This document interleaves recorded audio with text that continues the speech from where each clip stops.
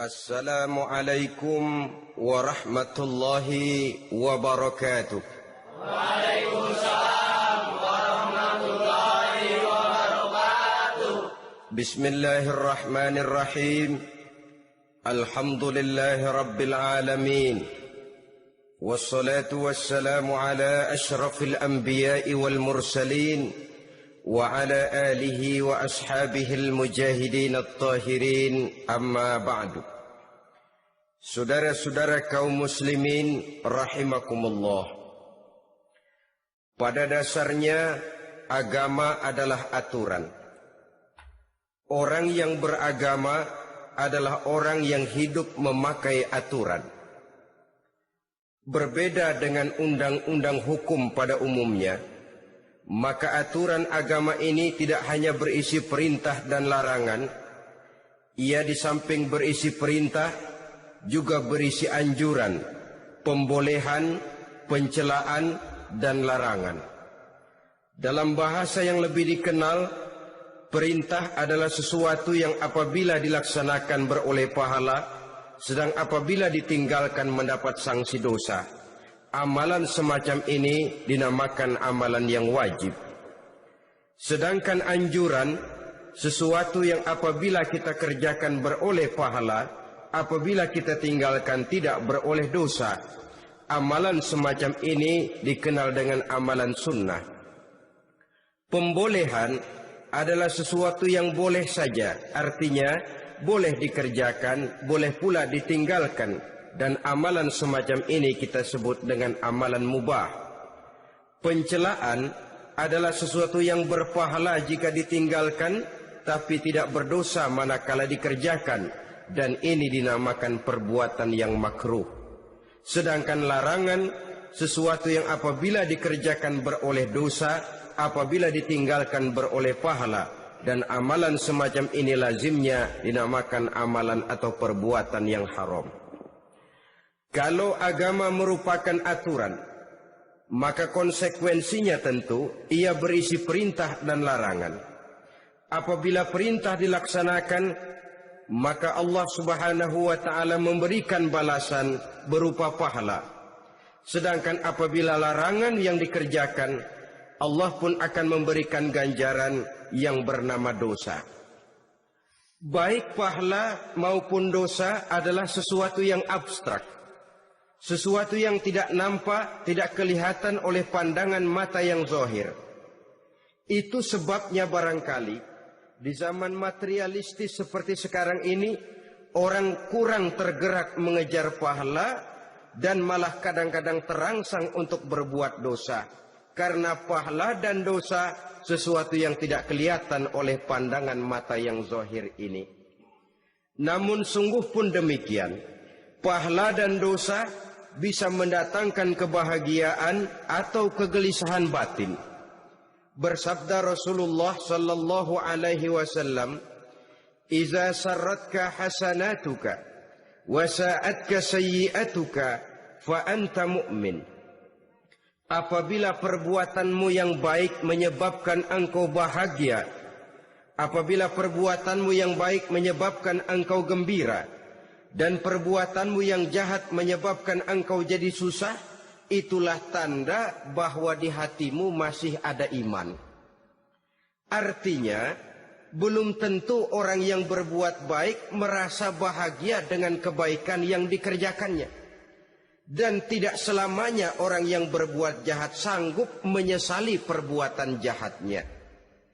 Oleh karenanya, apabila iman masih ada, apabila hati masih hidup, perbuatan yang baik menyebabkan orang gembira, perbuatan yang jahat menyebabkan orang susah dan gelisah hatinya. Ini mengandung pelajaran. Sekali kita berbuat baik, jangan sekali-kali menyesali kebaikan itu.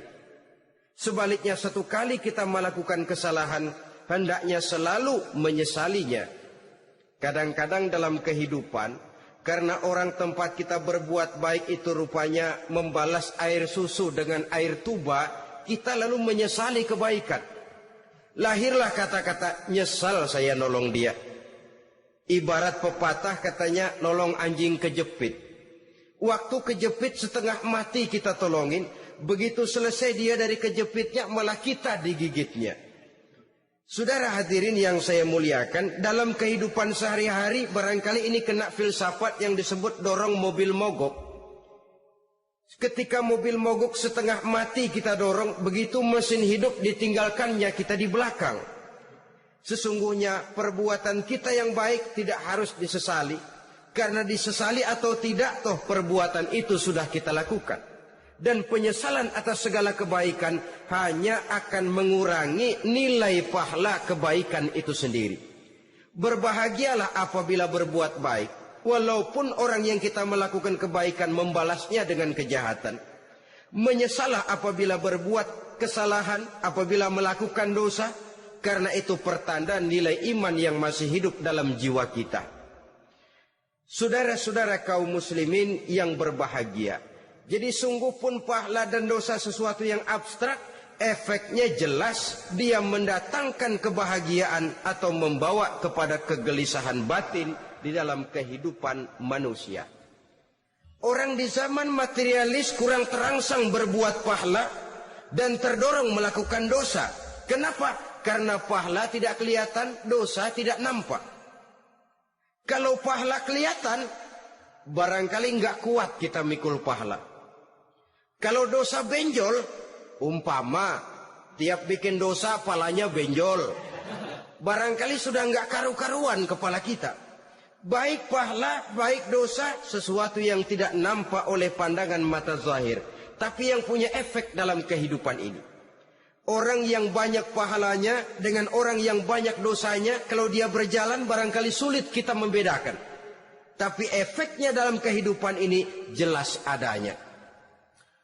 Sesuatu yang bernama pahala kita perlukan. Karena hidup tidak berhenti hingga di sini. Sesuatu yang bernama dosa harus kita hindarkan. Karena ada kelanjutan sesudah hidup yang sekarang ini. Kehidupan dari satu pertanggungan jawab. Itu sebabnya Imam Ghazali dalam bahasa yang indah sekali berpesan, Jaddidis safinah fa innal bahra amiq wa khuziz zad fa innas safara ba'id. Perbarui selalu kapalmu, rawat, jaga baik-baik, dandani kapalmu, fa innal bahra amiq, karena sesungguhnya lautan ini sangat dalam. Satu bahasa yang indah dari tamsil terhadap kehidupan. Perbaiki kapalmu karena lautan ini sangat dalam. Artinya jaga baik-baik hatimu. Pelihara iman dan keyakinanmu. Karena hidup ini bagaikan gelombang lautan. Tempo-tempo air tenang, tempo-tempo ombak menggila dan menggunung. Jaga iman baik-baik karena hidup penuh dengan cobaan dan ujian. Itu maksudnya. Wa khuziz zad fa inna safara ba'id. Dan bawa bekal yang banyak karena perjalanan hidup ini sangat panjang. Perjalanan ini sangat jauh. Kita kalau pergi keluar kota tentu saja membawa bekal. Makin jauh kota yang akan kita tuju, makin banyak bekal yang harus kita bawa. Alangkah sengsaranya manusia. Apabila dia akan pergi ke satu kota yang jauh, modalnya cuma nekat. Bagaimana nanti di sana sajalah. Tidak membawa bekal sebagaimana yang sewajarnya. Hal yang semacam ini, senangnya sih belum tentu, keblangsak dan susahnya sudah kebayang. Itu dalam kehidupan di dunia ini. Bagaimana kalau sudah bicara tentang kehidupan yang akan datang? Karena sesungguhnya hidup ini merupakan satu perjalanan yang sangat panjang. Sejak kita tinggal di alam arwah, pada saat jasad belum lagi diciptakan Allah, ruh sudah diciptakannya lebih dahulu. Sampai kemudian kita pindah ke alam rahim, alam kandungan ibu. Untuk kemudian berpindah kepada kehidupan dunia. Dari dunia ini kita pindah ke alam barzakh. Di sana tinggal kita 100 tahun mungkin, 100.000 tahun mungkin, 1 juta tahun mungkin, menunggu saat datangnya kiamat. Lalu dari alam barzakh pindah kita ke alam akhirat. Satu perjalanan yang sangat panjang. Alangkah malangnya, alangkah sengsaranya jika tahu kita begitu panjangnya perjalanan hidup ini, tidak ada bekal yang kita bawa. Artinya kesengsaraan, kesulitan yang bertali-tali sudah jelas akan menimpa kita.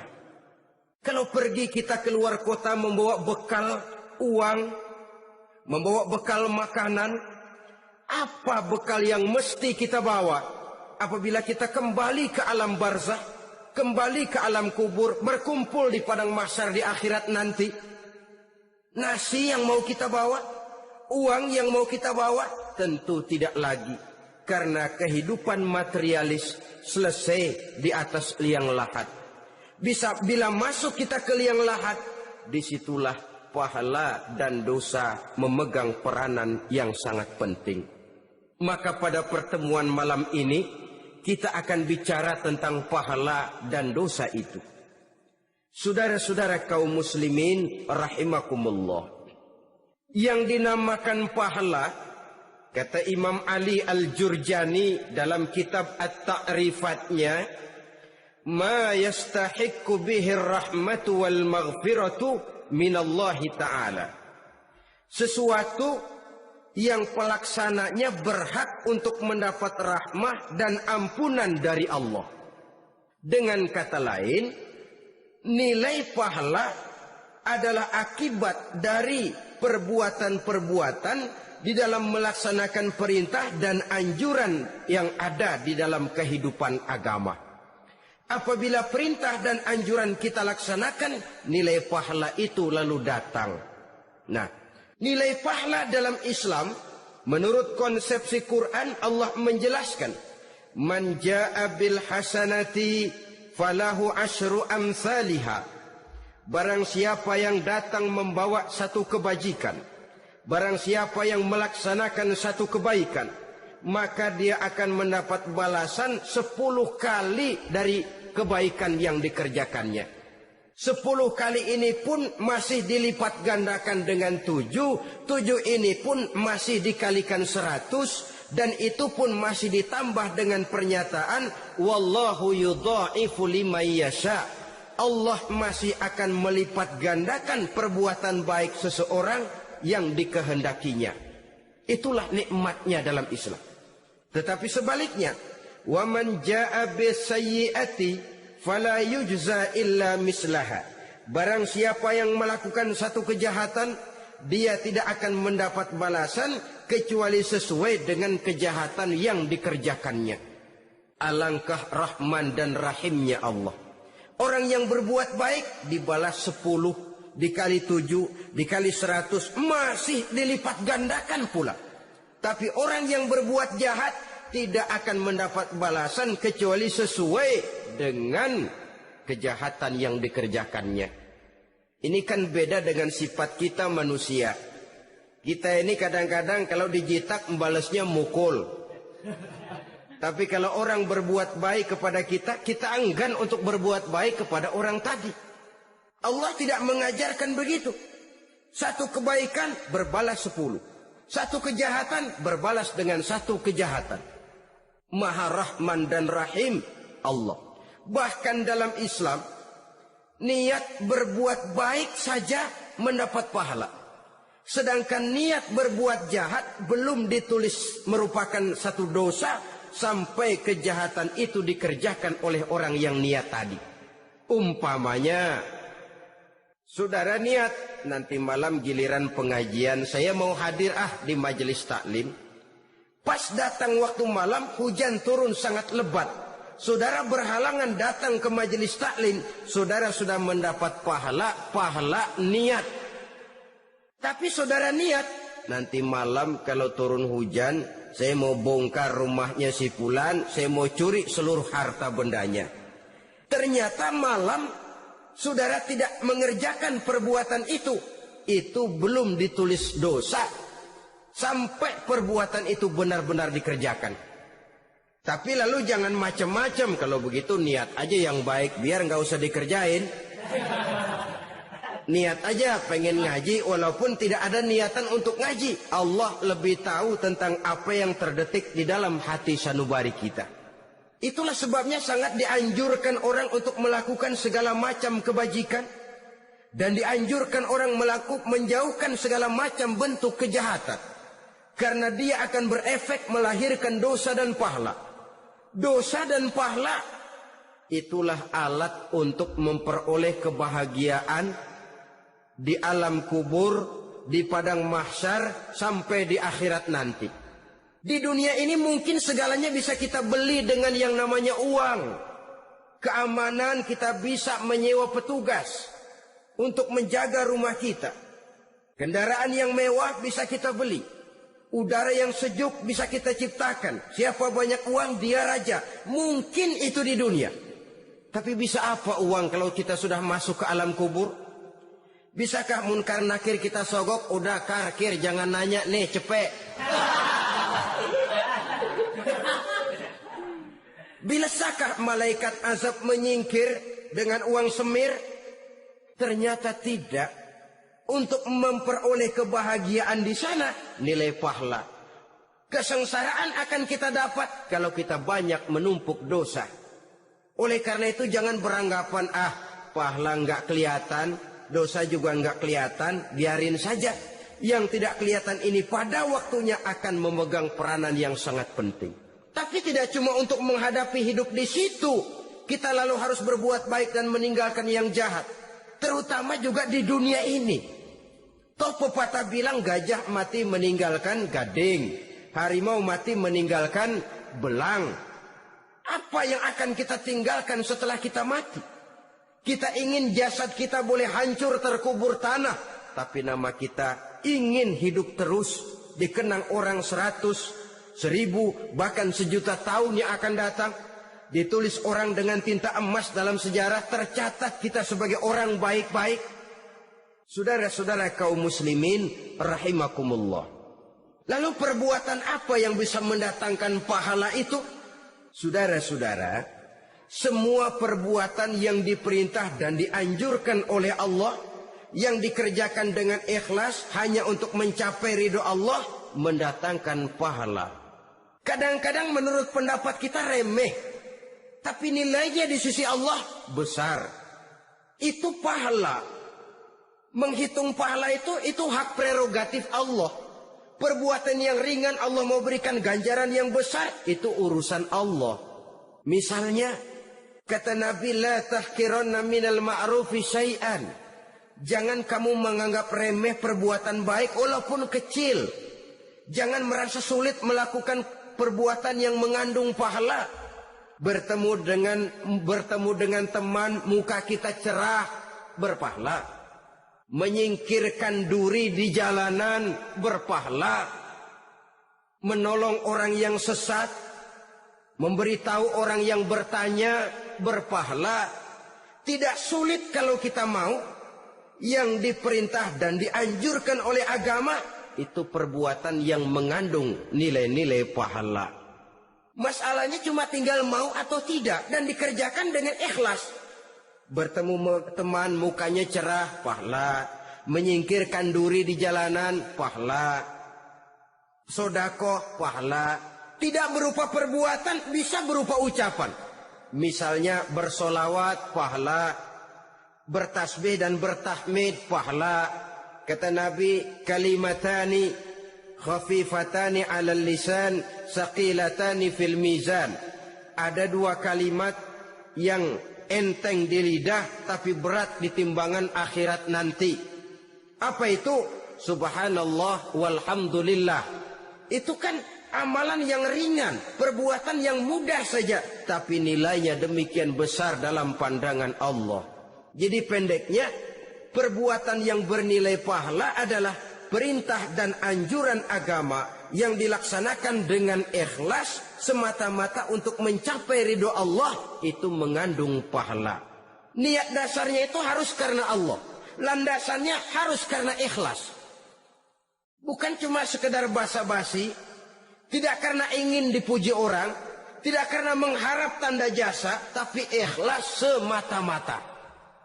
Dari perbuatan yang paling kecil dan mudah sekali sampai kepada amalan-amalan yang besar dan memerlukan biaya yang besar, seperti melaksanakan ibadah haji, seperti jihad fi sabilillah, membangun masjid, membangun pondok-pondok pesantren, membangun pusat-pusat kesehatan, membangun jalan-jalan umum, termasuk menjaga keamanan.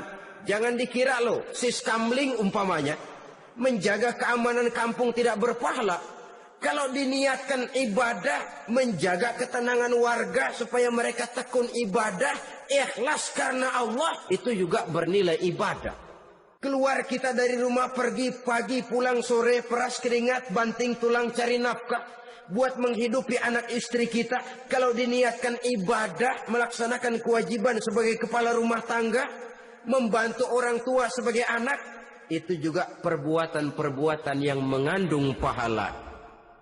Yang terbaik sesuai dengan bidang kehidupan kita.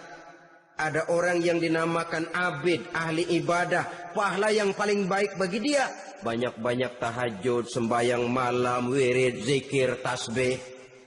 Ada yang dinamakan orang alim, pahala yang paling baik buat orang macam ini mengajar, menyebarkan ilmu, mendakwahkan Islam. Ada yang disebut wali, pejabat pemerintah, petugas. Amalan pahala yang paling baik buat orang semacam ini melayani masyarakat, bekerja di bidangnya sesuai dengan profesinya. Saudara hadirin yang saya hormati, jadi dengan demikian perbuatan-perbuatan yang mengandung nilai-nilai pahala ini bisa perbuatan yang menurut kita kecil namun punya nilai besar, apalagi perbuatan besar dengan biaya yang besar, tentu makin besar juga pahala yang disediakan oleh Allah Subhanahu wa taala. Oleh karenanya, kalau kita bercermin dari ayat Quran, hidup ini kesempatan untuk berbuat baik. Huwallazi khalaqal mauta wal hayata liyabluwakum ayyukum ahsanu amala. Dialah Allah Tuhan yang telah memberikan hidup dan mati kepadamu untuk menguji kamu, siapa di antara kamu yang paling baik amal perbuatannya. Jadi tidak saya rinci, tapi cukuplah satu penjelasan global. Perbuatan yang berpahala adalah perbuatan melaksanakan perintah Allah atau anjuran Allah dengan dasar ikhlas, dengan tujuan untuk mencapai ridho Allah semata-mata. Lalu apa perbuatan yang mengakibatkan dosa itu? Saudara-saudara, dosa lahir akibat melakukan larangan Allah atau mengerjakan yang dicelaknya. Nah, para ulama ada yang membagi dosa itu menjadi dua bagian. Ada dosa-dosa kecil, ada dosa-dosa besar. Tetapi sebenarnya ditinjau dari segi hakikatnya, kalau sudah melakukan satu kesalahan yang mengakibatkan dosa, jangan dilihat besar dan kecilnya, tapi kepada siapa dosa itu kita kerjakan. Sebab kalau dosa kita anggap satu yang kecil, orang akan terangsang untuk mengerjakan yang kecil-kecil saja. Sehingga dengan demikian, yang kecil pun akan menjadi besar kalau ditumpuk-tumpuk. Sedangkan yang besar bisa saja menjadi kecil kalau selalu diiringi dengan permohonan ampun kepada Allah.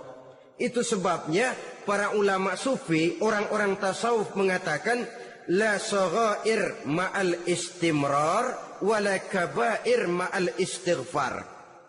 Tidak ada dosa yang kecil kalau dikerjakan terus-menerus, dan tidak ada dosa yang besar kalau digempur tiap saat dengan perbuatan istighfar atau memohon ampun kepada Allah Subhanahu wa taala. Cuma saja pada umumnya, karena dosa-dosa kecil itu lebih mudah taubatnya, dan ada janji Nabi, barang siapa yang meninggalkan dosa-dosa besar akan diampuni dosa-dosanya yang kecil-kecil. Oleh karena itu, pada kesempatan ini kita akan juga bicarakan apa saja yang termasuk klasifikasi dosa-dosa besar, dengan harapan kita bisa menjaga diri, menyelamatkan diri, jangan sampai terjatuh ke dalam dosa-dosa yang besar tadi. Tetapi bukan berarti kita harus terangsang melakukan dosa-dosa yang kecil. Ah, biarin kecil ini, tobatnya gampang. Ah, dosa kelas teri. Ah, dosa itu kan tidak kelihatan. Lalu terangsang melakukan perbuatan dosa-dosa. Walaupun kecil, kalau berlarut terus-menerus, dia akan tumbuh menjadi dosa yang besar. Oleh karenanya, jangan sampai mengundang pengertian. Kalau kita membicarakan dosa-dosa yang besar, lalu terangsang melakukan dosa-dosa yang kecil. Karena bagaimanapun juga, dosa kecil dan dosa besar sama dalam arti kepada Allah kita melakukan kesalahan. Dan dosa yang kecil pun kalau bertumpuk, dia akan menjadi banyak. Saudara-saudara kaum muslimin rahimakumullah. Ada beberapa jenis dosa-dosa besar. Jenis yang pertama, asyirku billah. Syirik atau menyekutukan Allah. Dari sekian deretan dosa-dosa besar, syirik ini merupakan bapak moyangnya dosa. Dedengkotnya dosa, itu syirik, menyekutukan Allah. Bahkan dosa yang lain Allah masih mau mengampuni. Tapi kalau sudah syirik, menyekutukan Allah, itu sudah satu dosa yang tidak berampun sama sekali. Oleh karena itu tepat pesan Imam Ghazali tadi. Jadi di safinah fa innal bahra amik. Jaga iman, pelihara akidah, dandani kapal. Karena hidup ini gelombang lautan sangat dalam, hidup banyak cobaan. Di dalam hidup di zaman sekarang ini, saudara bisa perhatikan. Di mana tensi ekonomi tinggi, lapangan kerja sulit, persaingan hidup makin tajam, sifat egois dan individualis tumbuh di mana-mana, rasa solidaritas sosial menurun, sifat gotong royong musnah, orang mudah potong kompas, potong jalan, ingin cepat kaya, ingin cepat naik pangkat, ingin dapat kedudukan. Kadang-kadang akidah pun terjual, akidah pun musnah, jatuh ke jurang syirik pun tidak jadi soal. Itu yang kita khawatirkan. Kalau dosa-dosa yang lain Allah masih mau mengampuni, tapi kalau sudah jatuh kepada syirik, Allah sama sekali tidak akan memberikan ampun. Dalam kaitan dengan ini barangkali tepat sinyalemen Imam Ali itu. Andai kata kemiskinan merupakan satu kepribadian, saya akan membunuhnya lebih dahulu. Artinya memang kemiskinan ini sering mendorong orang kepada jurang kemusyrikan. Tidak tahan menghadapi godaan perut akibat tensi ekonomi yang tinggi, lapangan kerja yang sulit. Iman pun jadilah ditukar dengan 3 liter beras. Akidah pun jadilah dibarter dengan 3 bungkus supermi, dengan pakaian bekas, dengan obat-obatan. Tidak jadi soal baginya mengejar kebahagiaan yang relatif singkat dengan mengorbankan kebahagiaan yang abadi. Persis ibarat pepatah, nyari jarum kampak hilang. Mencari sesuatu yang kecil, yang besar jadi sia-sia. Membela perut, mengorbankan akidah. Na'udzubillah summa na'udzubillah. Saudara-saudara kaum muslimin rahimakumullah. Ini fakta. Ini kenyataan. Dan hal semacam ini tidak bisa diatasi cuma dengan ceramah, simposium, diskusi, seminar. Apalagi Nabi berpesan, solahu ummati bil ilmi wal mal. Umatku hanya bisa menjadi baik akidahnya dengan ilmu dan harta. Itu bahasa Nabi. Kalau bahasa kita sekarang, dengan ekonomi dan pendidikan. Ilmu, pendidikan, ekonomi, harta. Tanpa itu sangat besar kemungkinan kita bisa menjual akidah terjerumus di lembah kemusyrikan. Maka terutama kepada saudara-saudara saya, muslimin yang terpencil jauh dari kota-kota besar, yang kadang dalam kehidupan seharinya imannya sering digoda oleh supermi, akidahnya sering ditantang oleh pembagian beras, pakaian-pakaian bekas, obat-obatan dan sebagainya. Jaga dan bentengi akidah kita. Lebih baik nyawa berpisah dari badan asal iman jangan berpisah dari hati. Kepada adik-adik saya para remaja, para pemuda di kota-kota besar yang iman dan akidahnya sering ditantang dengan minuman-minuman keras, fasilitas-fasilitas yang menghanyutkan, yang secara terarah dan praktis sedikit demi sedikit menggiring kita untuk keluar dari nilai-nilai akidah. Hati-hati, jaga baik-baik, sebab intan paling mahal, mutiara paling berharga tidak lain nilai iman ini. Tergelincir kita daripadanya, jatuh ke lembah kemusyrikan, jatuh ke satu dosa yang teramat besar yang Allah tidak akan pernah memberikan ampun lagi. Ini dosa besar yang pertama. Yang kedua, qatlun nafsi illa bil haq, membunuh orang tanpa alasan yang benar. Di zaman kesulitan ekonomi kadang-kadang orang mudah nekat. Tengok saja, kadang-kadang karena pasal uang 100-200 perak saja nyawa bisa melayang. Kadang-kadang karena urusan yang remeh, salah omong, salah ambil, salah ucap, salah pegang, nyawa bisa jadi melayang. Alangkah murahnya nyawa, seakan-akan kita yang punya. Padahal nyawa itu hak milik Allah. Tidak pantas kita merampasnya, tidak pantas kita menghilangkannya dari jasad seseorang. Oleh karenanya, membunuh orang merupakan satu dosa yang sangat besar. Jangankan kepada orang yang seakidah, orang yang lain akidah saja pun, kalau dia hidup berdamai, rukun, berdampingan, kita harus melindungi. Apatah lagi teman seakidah sendiri. Saudara-saudara kaum muslimin rahimakumullah. Pantas kalau Nabi menyatakan apabila dua orang Islam sudah saling berkelahi, berbunuh-bunuhan, al-qatil wal maqtul finnar, yang membunuh dan yang dibunuh dua-duanya sama-sama masuk neraka. Sahabat heran, ya Rasul, kalau yang membunuh masuk neraka sih wajar, tapi yang terbunuh kok neraka juga, kenapa? Kata Rasul, sebenarnya dia juga cuma sudah niat untuk membunuh, cuma keduluan saja. Andai kata dia tidak terbunuh, tentu dia yang akan membunuh. Saudara-saudara kaum muslimin rahimakumullah, Islam sesuai dengan namanya adalah agama damai. Kita tidak boleh mencari-cari musuh, walaupun tidak boleh lari kalau bertemu musuh. Oleh karenanya, pantang seorang muslim menimbulkan benih keonaran menjadi biang kerok buat lingkungannya.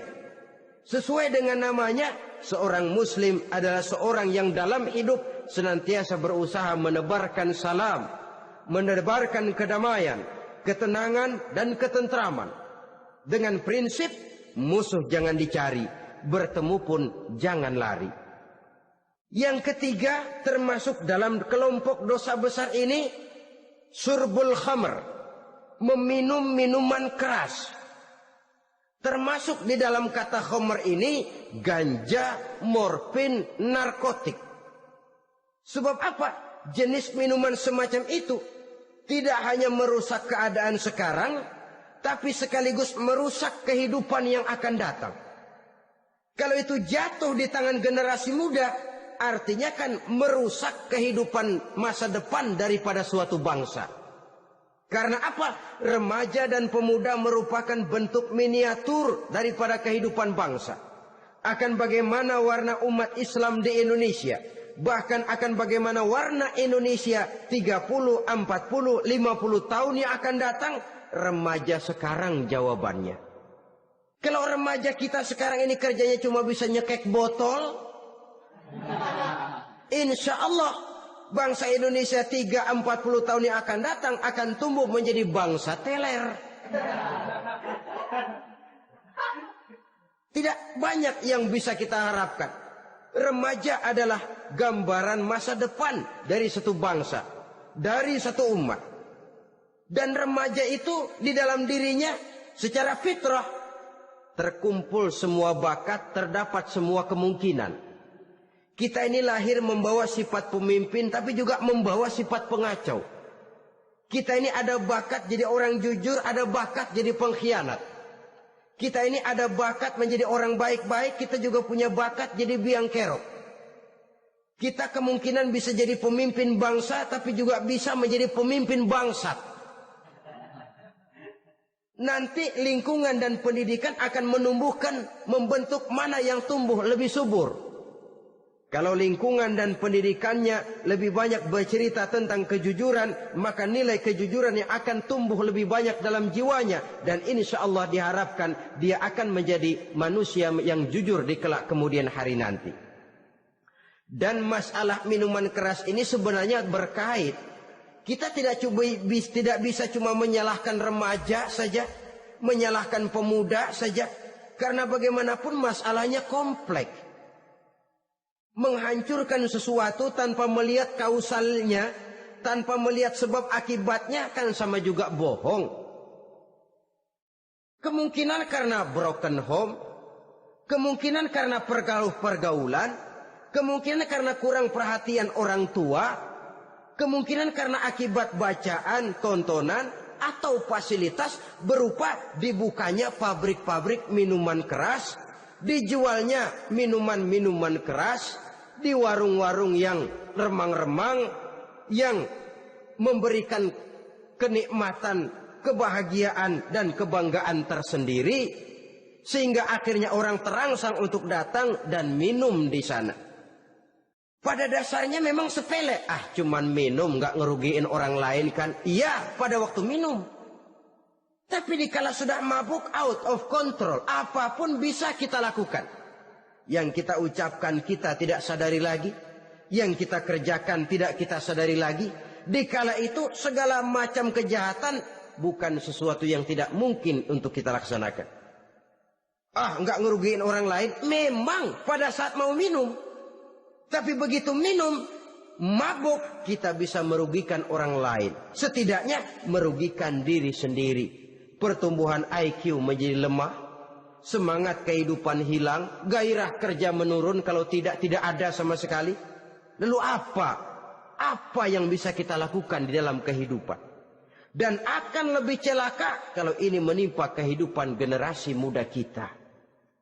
Kadang-kadang yang ironi ya, kalau yang orang tuanya mampu barangkali masih tertolong. Tapi yang orang tuanya kondisi ekonomi lemah masih kepengen teler juga. Orang tuanya nggak mampu masih pengen mabuk. Dari ganja, morfin nggak dapat, akhirnya kaleng cat diisepin. Yang penting kan bisa teler. Mendatangkan satu kebahagiaan tersendiri. Itu sebabnya memang satu kejahatan menurut teori polisi ya, hanya bisa terjadi karena faktor N dan K. Niat dan kesempatan. Niat ada, kesempatan ada, jadi orang jahat. Kurang salah satunya, biasanya kejahatan terbendung. Niat ada, kesempatan tidak ada, sulit berbuat jahat. Kesempatan ada, niat tidak ada, tidak mungkin orang jahat. Tapi yang paling dominan sebenarnya niat. Kalau niat sudah kuat, kesempatan bisa dicari. Kesempatan bisa diciptakan. Biar Hansip nongkrong, ditungguin lengahnya. Iya biarin, jam 11 sampai jam 2. Matanya melotot, jam 3 dia mulai ngulet, ngempet. Nah, di saat itu saya masuk ke rumahnya. Kalau niat kuat, kesempatan bisa diciptakan. Dan kalau sudah niat, ini masalah hati. Kalau sudah masalah hati, menyangkut soal moral. Moral artinya sudah masuk kepada kehidupan agama. Saudara-saudara kaum muslimin rahimakumullah. Yang keempat yang termasuk jenis dosa besar, az-zina, perbuatan zina. Di zaman pergaulan bebas dengan prinsip free love, free sex ini, tengok sudah berapa banyak gadis-gadis bergelimpangan jadi korban. Berapa banyak bayi-bayi yang lahir ke dunia tanpa tahu kemana dia mesti memanggil bapak. Apakah deretan jumlah korban ini masih harus bertambah lagi? Paling tidak, biarlah yang sudah jadi korban, tapi jangan bertambah lagi hendaknya. Masing-masing kita berupaya menahan diri. Termasuk dalam kategori zina ini, yang merupakan cabang-cabangnya liwat, homoseks, lesbian, masturbasi. Bahkan masturbasi itu termasuk jenis zina tangan. Dan itu juga merupakan satu dosa. Di samping dosa juga merusak diri.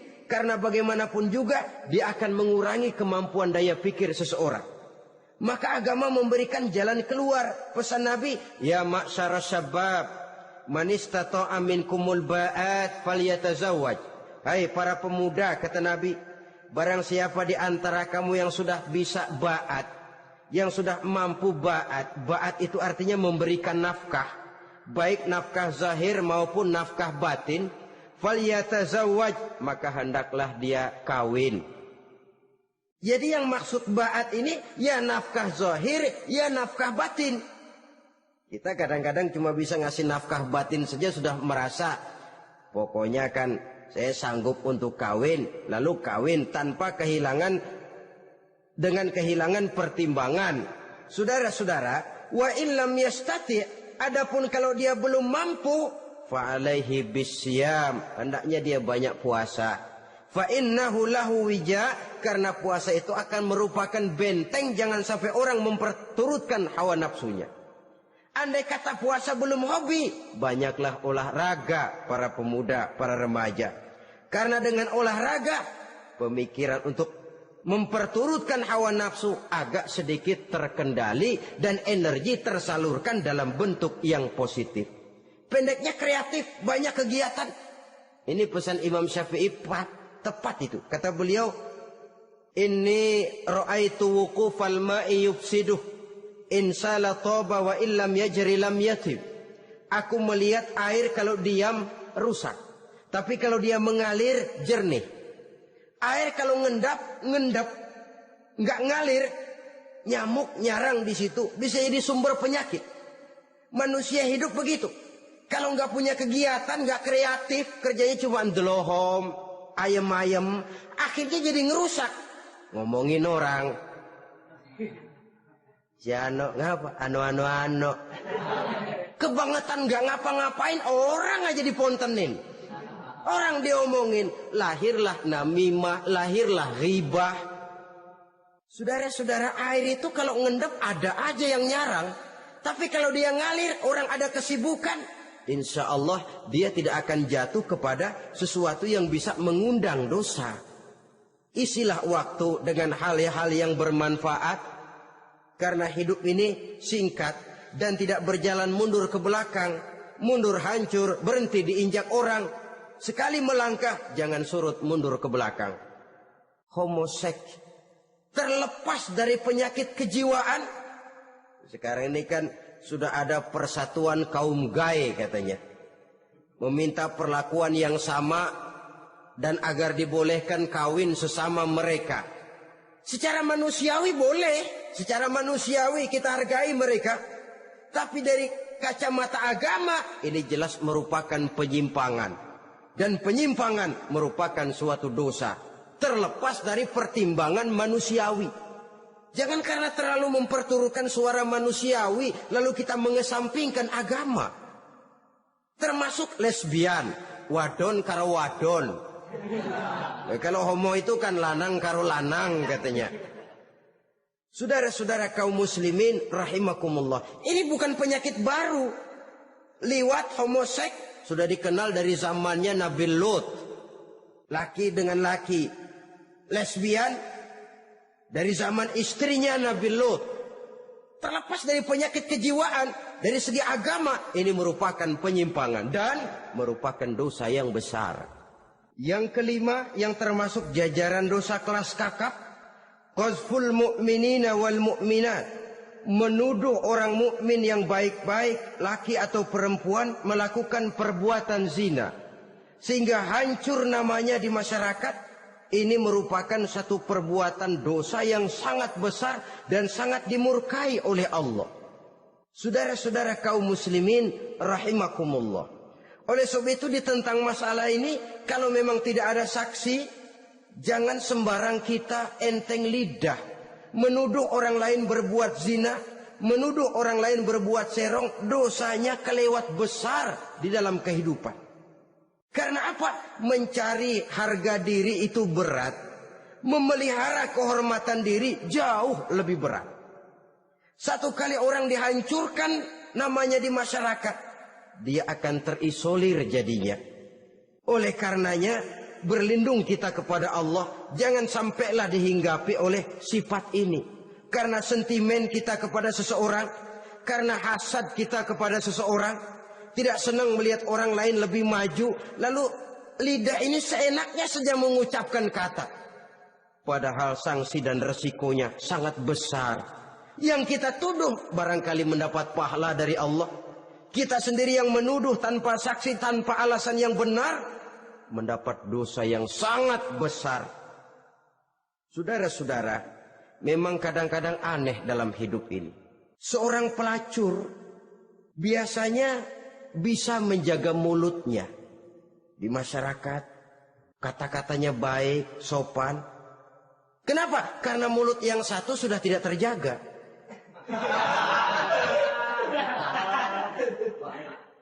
Kita kadang-kadang kehormatan bisa kita jaga, tapi mulut tidak terkontrol. Ngomong saenake dhewe, bikin orang mangkel, kesal, fitnah sana, fitnah sini, menghancurkan nama baik orang, ngomongin yang macam-macam.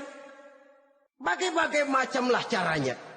Saudara-saudara kaum muslimin yang berbahagia. Jadi dengan demikian, menuduh orang lain berbuat zina, sedangkan orang itu tidak pernah melakukannya, ini termasuk satu dosa yang sangat besar di dalam kehidupan ini. Yang keenam, al-'aqu bil walidain, durhaka kepada ibu bapak. Seorang anak, bagaimanapun banyak nilai ibadahnya, banyak kebaikan di masyarakat, menyandang berbagai macam gelar, pangkat dan jabatannya tinggi, tapi kalau sudah durhaka kepada kedua orang tuanya, alamat hidup tidak lagi membawa keberkahan. Dan itu dosa yang sangat besar. Sampai Nabi sabdakan, ridho Allah ada di dalam keridhaan ibu bapak. Murka Allah pun ada di dalam kemurkaan ibu dan bapak. Walaupun belum tentu setiap kita orang tua, tapi yang jelas setiap kita adalah anak. Dan setiap anak punya ibu dan bapak. Jangan sampai kacang lupa kepada kulitnya. Saudara-saudara kaum muslimin rahimakumullah. Durhaka kepada ibu bapak merupakan perbuatan yang sangat dimurkai oleh Allah. Apalagi ibu yang telah melahirkan kita, bahkan mengandung kita. Begitu juga bapak yang telah berusaha peras keringat banting tulang untuk mengasuh membesarkan kita. Tidak ada perbuatan baik yang kita lakukan untuk bisa menebus kebaikan daripada ibu dan bapak kita. Setidaknya kalau belum bisa berbuat baik kepadanya, kepada keduanya, janganlah menyakiti hati keduanya. Itu saja dulu yang harus dijaga. Kadang-kadang sudah berbuat baik enggak, nyakitin melulu.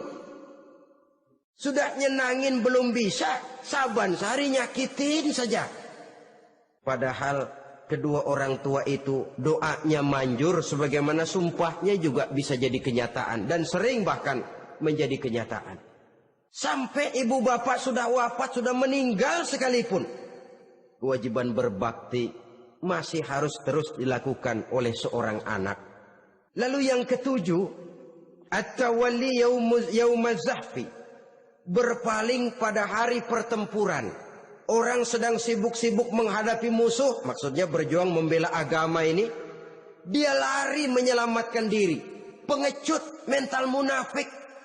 Ayo, kalau demi agama, mari kita maju ke depan. Allahu Akbar. Yang besar Allah, yang lain kecil semua. Maju. Orang lain maju serentak, dia mundur jauh ke belakang. Mental munafik, mental calo istilah sekarang ini. Oh itu calo, mental calo. Tuhan gedek banget itu. Coba ya, calo itu paling sibuk nyuruh penumpang naik. Tapi sementara penumpang naik sampai ke tempat tujuan masing-masing, calonya nggak kemana-mana, diem aja di situ. Cuma orang aja disuruh naik. Saudara-saudara, kerja bakti, orang turun ke comberan, dia naik ke tempat tidur. Mundur di hari pertempuran, menyebabkan orang lain gugur, dia sendiri menyelamatkan diri. Mental pengecut, mental munafik, itu merupakan dosa yang sangat besar. Saudara-saudara kaum muslimin rahimakumullah. Itu sebabnya agama itu memerlukan keberanian. Memang, tapi bukan keberanian yang tanpa perhitungan. Sebab berani tanpa berhitung namanya berani babi. Kita berani kalau benar, kita harus takut kalau salah. Jangan dibalik. Salah berani, nekat namanya. Benar takut, pengecut namanya. Orang yang pengecut adalah orang yang takut membela kebenaran. Orang yang nekat sesungguhnya udah salah nggak malu lagi. Udah salah nekat lagi. Merasa rugi berbuat kebaikan, puas kalau berbuat kejahatan. Padahal Nabi pesan, siapa yang berbuat dosa sambil tertawa, nanti dia akan masuk neraka sambil menangis. Karena itu dipesan pula di dunia ini, sering-seringlah mencuci mukamu dengan air mata taubat. Cuci lidahmu dengan zikir kepada Allah. Bersihkan hatimu dengan air ikhlas. Saudara-saudara kaum muslimin rahimakumullah. Kan ada toh orang berbuat baik nggak gembira, tapi berbuat jahat malah puas. Atau sama saja orang lain berbuat baik, hatinya kesel. Orang lain berbuat jahat, dia malah mendukung. Atau orang lain tergelincir berbuat jahat, dia malah girang. Ini kan tidak objektif. Karena yang berbuat baik orang yang dia keselin, dia nggak seneng. Tetapi karena yang berbuat jahat orang yang dia senengin, dibenerin juga. Itu nggak objektif namanya. Mundur di hari pertempuran pada saat saudara-saudara kita sedang menghadapi musuh, sikap pengecut yang sangat dibenci Allah. Yang kedelapan, termasuk kelompok dosa besar, aklu malil yatim, makan harta anak yatim. Kadang-kadang ada orang mengeksploitir loh nasib anak-anak yatim. Karena biasanya para dermawan peka kalau mendengar nasib yatim, memberikan santunan. Si yatim belum makan, yang ngurusin udah pada kenyang. Mengeksploitir, memakan harta anak yatim termasuk dosa yang sangat besar. Sehingga Nabi pesan, ana wa kafilul yatim kahataini yaumal qiyamah. Aku dan orang yang menyantuni anak yatim seperti dua jari ini di hari kiamat. Rumah yang paling dimuliakan Allah adalah rumah yang di dalamnya ada anak yatim yang hidupnya dihormati. Hidupnya disantuni, keperluannya dicukupi. Maaf saja, tahap kita menyantuni anak yatim ini baru tahap setahun sekali. Kalau Muharram kita agungkanlah, kita besarkan. Lebaran yatim katanya. Kita kumpulkan dana, kita usap kepala yatim, kita kumpulkan beras. Kita bagikan hari itu. Perkara bulan depan kelaparan, kita tutup kuping. Perkara bulan berikutnya dia kelaparan, kita masa bodoh. Bahwa di bulan Muharram kita santuni yatim piatu itu sudah baik.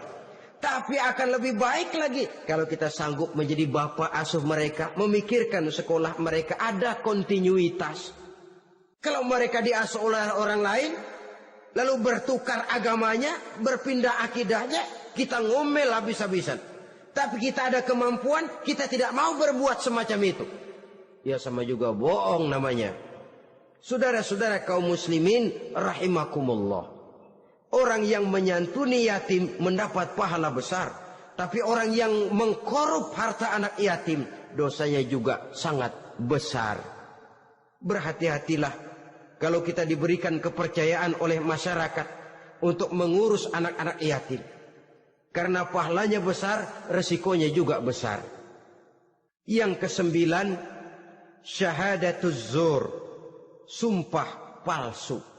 Sebab sumpah palsu ini menggunakan nama Allah untuk sesuatu yang tidak benar. Nama kita saja dibawa untuk yang tidak benar, kita jengkel. Nama kita dipalsukan untuk sesuatu yang tidak baik. Kita kadang-kadang jengkel, tidak puas jengkel, menuntut melalui saluran hukum. Kenapa? Nama saya dicatut. Bagaimana lagi kalau nama Allah kita pakai untuk bersumpah, sumpahnya palsu, menguntungkan kita, merugikan orang lain, Allah murka betul. Maka sumpah palsu termasuk deretan dosa-dosa besar. Apalagi yang ke-10, aklur riba, makan riba alias renten. Ini kan yang cepat mendatangkan uang. Kadang-kadang kalau yang bikin riba itu orang awam barangkali, ya masih kita maklumin. Kadang-kadang penyakit ini datang menimpa mereka juga yang kita kenal kebaikannya.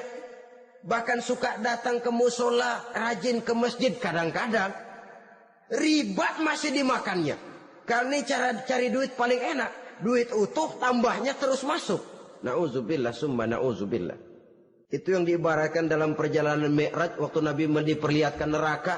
Orang perutnya sebesar rumah dililit ular. Diseret-seret itu hancur perutnya. Dibulatkan lagi, diseret lagi, hancur lagi. Dibulatkan lagi, terus menerus begitu. Dia berteriak, mengerang, mengeluh, mengaduh kesakitan. Nabi tanya, itu apa Jibril? Itu contoh dari umatmu yang suka makan riba Muhammad. Makan renten. Saudara-saudara, ini kan mencekik leher orang. Orang sedang kesulitan. Kelihatannya sih baik, menolong. Tapi di belakang menolong itu nyekek. Di belakang nolong itu nyekek. Dan nyekek itu sebenarnya tujuan utamanya. Orang yang menjalankan riba pada dasarnya tidak punya peri kemanusiaan kok. Kalau dia kelihatannya mau menolong, kelihatannya motifnya mencari untung di belakang itu. Jauh dari kemanusiaan. Yang ke-11, saudara-saudara, termasuk jajaran dosa besar itu qat'ur rahim, memutuskan silaturahmi, marah, hobi sama marah. Kalau 3 hari nggak marahan sama orang, ngebet palanya. Selalu nyari gara-gara. Kalau udah marah berlaku perpanjangan waktu. Tahun, 2 tahun, kadang-kadang seumur hidup. Saudara hadirin yang saya muliakan. Apalagi mengurangi timbangan termasuk kelas dosa besar. Makan suap termasuk dosa besar. Semir menyemir dosa besar. Apalagi bunuh diri. Nah ini, bunuh diri dosa besar. Kadang-kadang karena sulit nekat. Daripada hidup susah mendingan mati sekali.